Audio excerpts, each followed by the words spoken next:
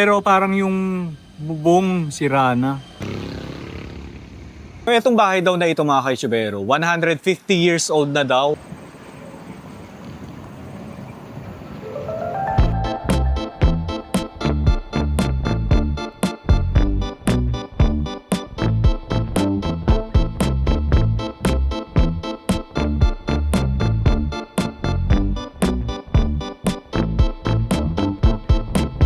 Okay mga kaitsubero, nagbabalik tayo dito sa Calaca, Batangas. Ngayon ay February 18, 2026. Araw ng Wednesday Ayan, so ito yung simbahan nila dito sa Calaca, Batangas. Ayan, so merong wedding kaya di muna tayo papasok, mamaya na lang Okay? So tingin tayo ng ilang mga lumang bahay dito sa Calaca. Lakad tayo. Ikot-ikot muna tayo and then bago na lang tayo dumaan ng simbahan mamaya, Okay, etong bahay dito, sa tapat mismo ng simbahan, ito yung Ariola House na itinayo taong mga around 1900s daw Ayan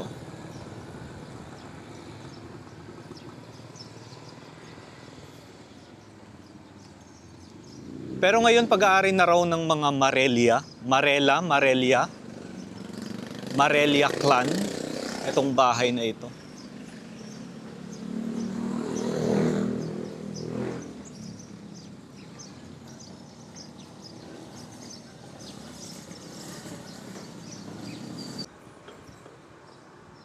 Okay, simula rito makikita natin yung, actually natatanaw ko yung loob ng bahay. Wala nang laman. Pero intact pa rin yung bahay, buong-buo pa rin. Maganda sanang gawin nila tong restaurant, yung pinakababa siguro. Sayang. Or basta i-repurpose lang nila yung bahay kasi sayang. Hindi na nagagamit.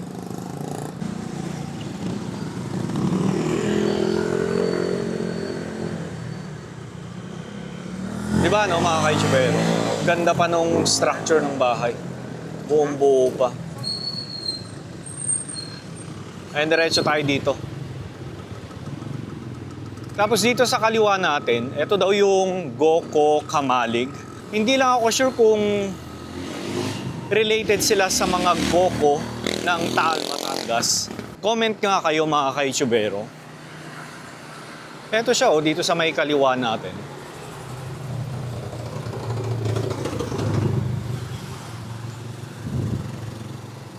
Eto.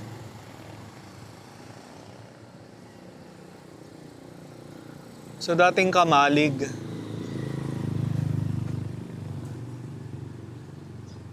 Kamalig is usually ginagamit nila para sa kanilang mga ani noong araw. Mga palay or kahit na anong mga ani.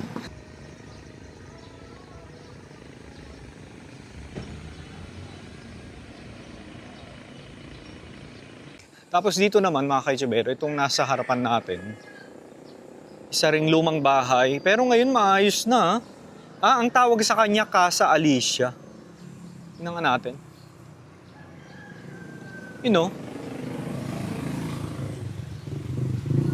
Casa Alicia, pero parang ginagawa pa itong bahay na ito. Ganda na Kasi nung galing tayo dito nung 2023, ginagawa pa ito. Ganda. Feeling ko ito ay isa ng events place. Hindi ako nagkakamali, Okay, so ito yung Goko Espinosa Heritage House. Ayan. Ganda ng pagkakagawa. Tapos itong katabi niya, De Leon. Ayan De Leon Heritage House. So itong mga bahay na pinapakita ko sa inyo, itinayo around 1900s.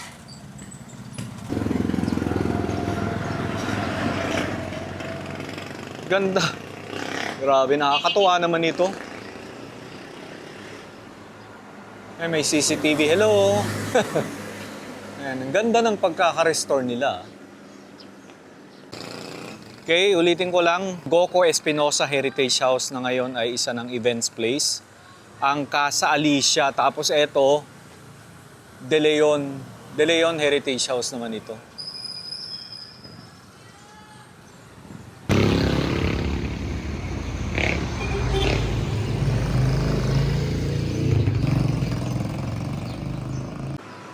Okay, ulitin ko lang ha, ito yung De Leon Heritage House. Ayan. Punta tayo dito sa may pinaka-entrance ng Casa Alicia. Events place na nga ito, mga kaitsubero. Oo, ginagawa pa. Yun o.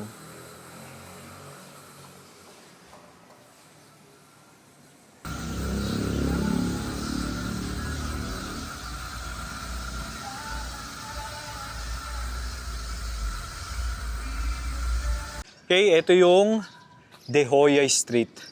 Tapos dito naman, De La Salud Street naman. Ayan. Sabi, nakakatuwa, no? Parang little vegan. Kasi kita nyo, sunod-sunod yung mga lumang bahay dito. Pero I hope na lahat ng mga lumang bahay dito, sa kalsada na ito, ng De La Salud Street, gawin nilang, i-restore nila yung mga bahay dito, no? Ayan. Lakad pa tayo dito. Kasi ito po, meron pang dalawa rito sa dulo.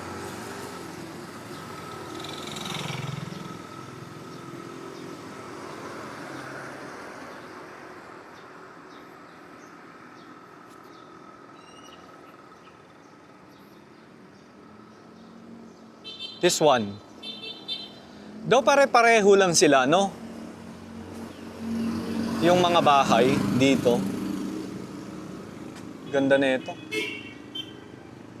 Kita nyo yung kahoy, oh.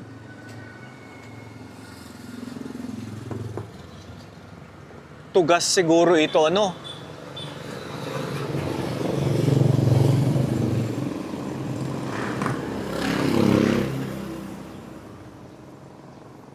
Tapos meron pa rito.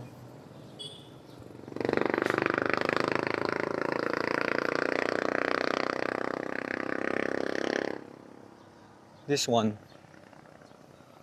Ito parang wala nang nakatira dito. Puro gubat na. Puro halaman na yung paligid ng bakuran. No? Mukhang hindi na nagagamit.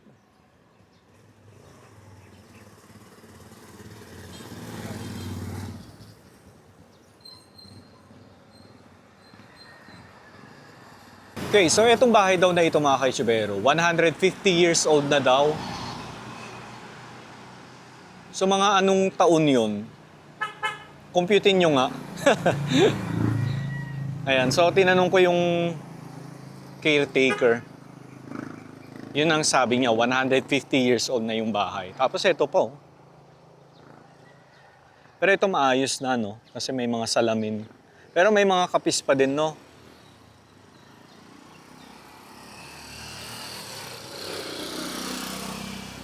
Okay, diretsuhin natin itong De Hoya Street.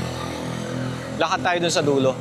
Ito naman, yung susunod natin, Malabanan Heritage House.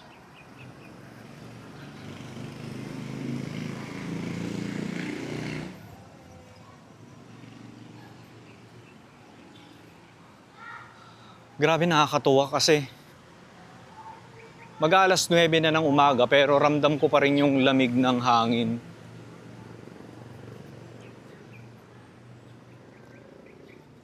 Iba talaga kapag nakatira ka sa probinsya, ano? So, itong bahay na ito, Malabanan Heritage House. Ayan.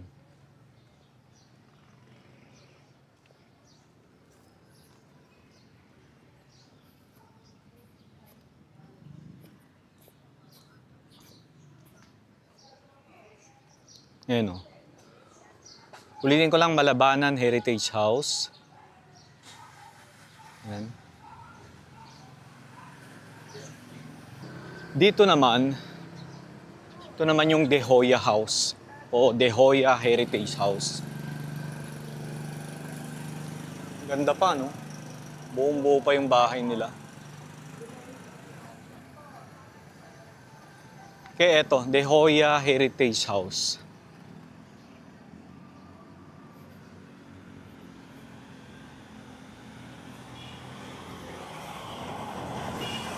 Yan. So yung ginagawa lang natin is nagtutour lang tayo ha. Nagawa ko na rin naman ito noong 2023. Pero kung napanood nyo na yung last punta natin dito at kung ayaw nyo nang panoorin itong video na ito, pwedeng yung skip na lang ano. Pero dun sa mga nanonood, and maraming salamat sa inyo, no? Kasi alam ko, nakikita ko na talagang sumusuporta kayo dito sa channel na ito.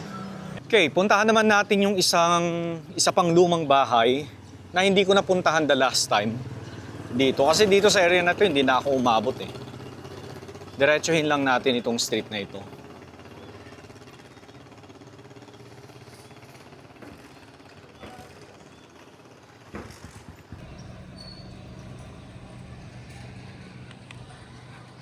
Okay, diretso lang tayo. Etong bahay na ito, hindi ko kabisado kung sino yung may-ari. Hindi ko makita sa Google eh. Pero dun sa mga taga rito sa Calaka at kung familiar kayo sa bahay na ito, comment nyo naman kung anong bahay itong susunod natin. Ayan siya oh. Hindi ito ganun kalaki, pero intact na intact pa rin ang bahay. Ayan o, kita nyo ba yan?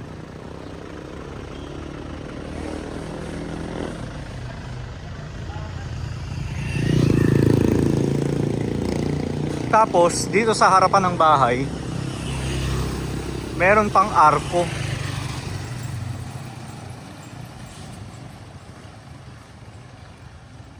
Sabi, painit na ng painit ah. Nawawala na yung lamig ng hangin. Ayan oh, may arko pa oh, buong buo pa. Diba?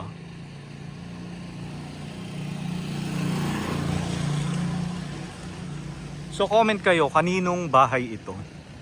Tingnan nga natin kung may tao.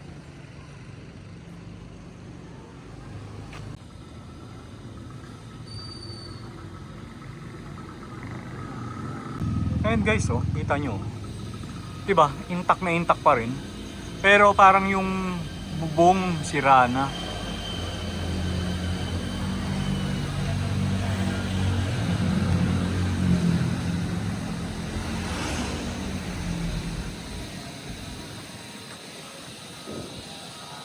Parang yung bahay na na-feature natin sa Taal, Batangas. Yung Goco Ancestral House, no? Okay, balik na tayo ng simbahan.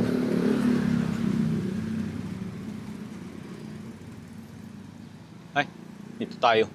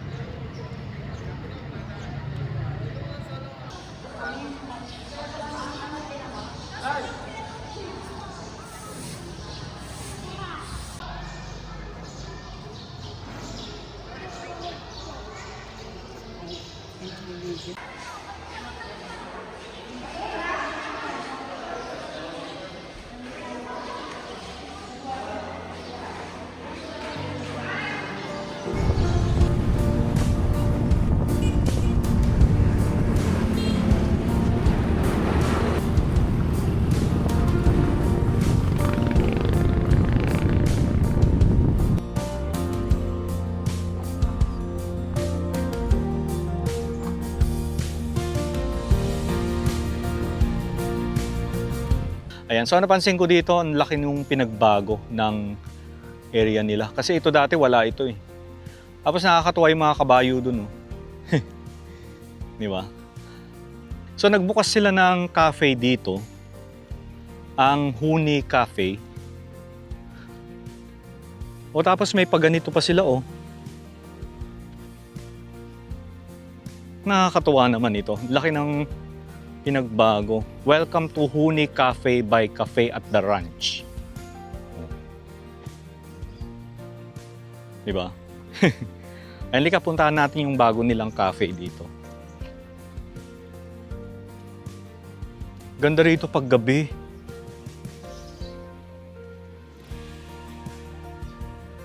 Nice.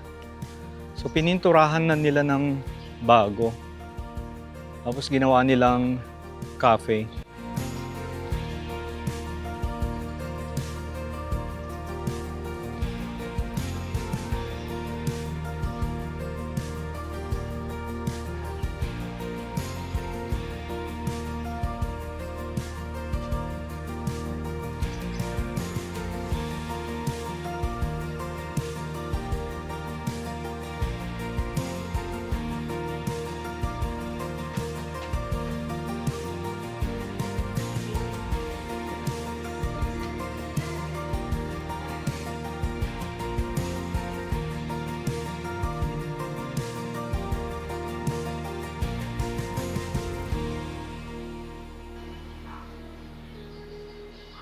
O diba may almaryo pa dito.